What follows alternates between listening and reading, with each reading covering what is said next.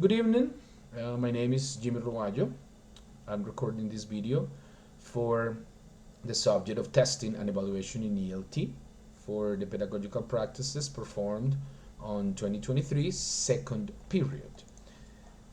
The first aspect I'm going to talk about is the place where I had these pedagogical practices. It is the Foundation Hombres de Valor in Bogotá. I had the face-to-face pedagogical practices on this place.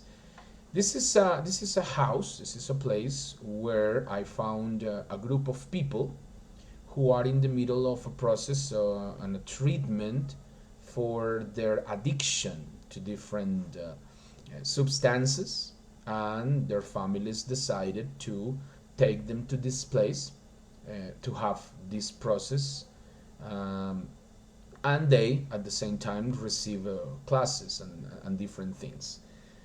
Um, the group I was working with is a group of 42 people with ages between 17 and 42. The average is 20 years old, so most of them are very young people. There are 36 men and only six women. At the beginning of the semester, I had a test, a diagnostic test, in order to divide them. So they were divided in A1 and A2 according to the results of that test. Um, the objectives for these pedagogical practices were, first of all, apply the theory learned on this class, and not only on this class, on all the process I have been having in the university, all the things I have learned, all the things that I have been practicing and reading. The idea is to put it in practice on this place. The objective number two, help students to take advantage of the time on the foundation by learning something useful in their lives. Now they are in the process of recovery from this addiction, but at the same time, the idea is to help them to learn something new and something useful for their lives. The objective number three is grow up and gain experience as an English teacher. I think that is the most important that I took from this experience, because it was a very particular group of people with this very particular condition, and that for me was a very good way to learn and to grow up as a teacher and to have a very good experience. The next part is the classes. Well, the classes were 4 days a week, and they were 2 or 3 hours a class. So I was having a lot of classes all the week, working with them a lot of hours. As I said before, I had a group A1, a group A2. According to the test I did at the beginning, it was very clear the difference. A1 for people who didn't know anything about English, and A2 these people who had some knowledge from school, no, especially the youngest, who were in school, or they were recently finished school.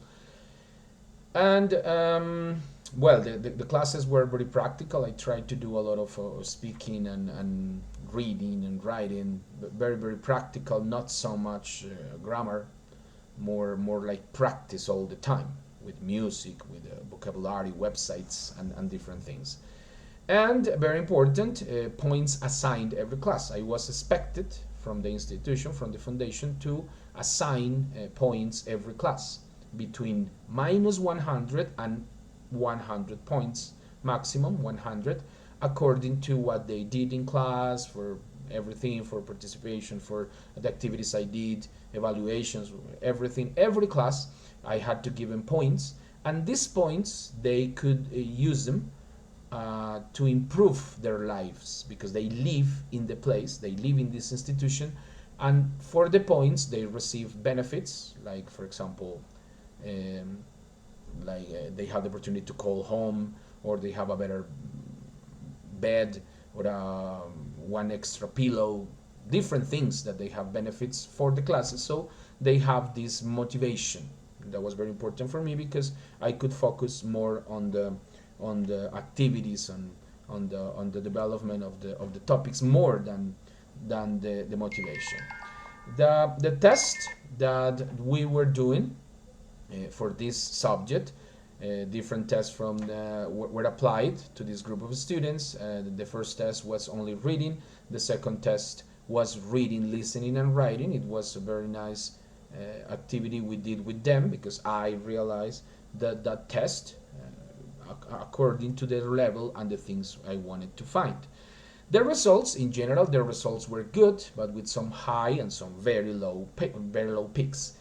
30% of the students did not approve the test, and some of them had a very low result, especially on the group A1, because actually I had some people with cognitive problems, with medication, some people with schizophrenia, a lot of things. So these people had very low scores.